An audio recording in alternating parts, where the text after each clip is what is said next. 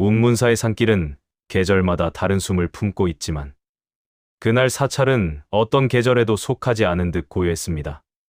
바람도 빛도 멈춘 듯한 시간. 사람들은 백초부라 불리던 노승의 마지막 숨이 가까워지고 있음을 알고 있었습니다. 한 제자가 스승의 방을 찾았습니다. 스님, 저는 아직 길을 찾지 못했습니다.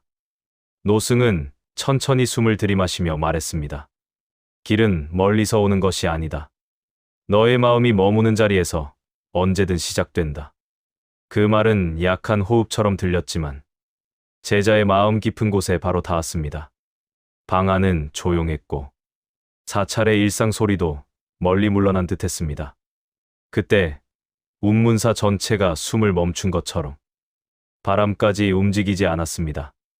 나뭇잎 하나도 흔들리지 않는 순간 노승의 숨이 길게 이어지더니 가장 얇은 실처럼 조용히 끊어졌습니다.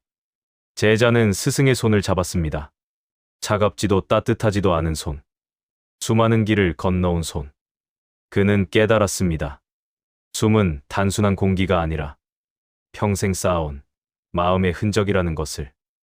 그때 밖에서 나무 한 그루가 조용히 흔들렸습니다.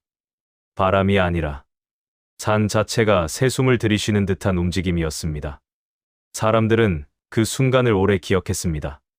스승이 마지막 숨을 거두자 운문사의 호흡도 바뀌었다고 말했습니다. 제자는 스승의 말을 떠올렸습니다. 길은 멀리 있지 않다. 그 말의 의미가 마지막 숨처럼 가슴에 닿았습니다. 저녁이 되자 잠들었던 바람이 다시 산을 타고 내려왔습니다.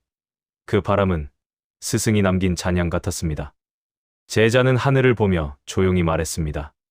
이제 제 숨을 살피겠습니다.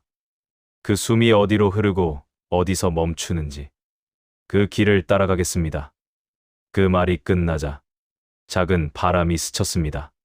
스승의 한 호흡이 자신에게 이어진 듯한 순간이었습니다. 사람들은 제자에게 물었습니다. 스승의 마지막 가르침은 무엇이었습니까? 그는 대답했습니다. 숨은 생명을 잇는 일입니다. 숨은 마음의 방향입니다. 그리고 숨은 누군가에게 이어지기 위해 남는 것입니다. 그 말은 노승의 마지막 숨처럼 바람 없는 자리에서도 오래 울림으로 남았습니다.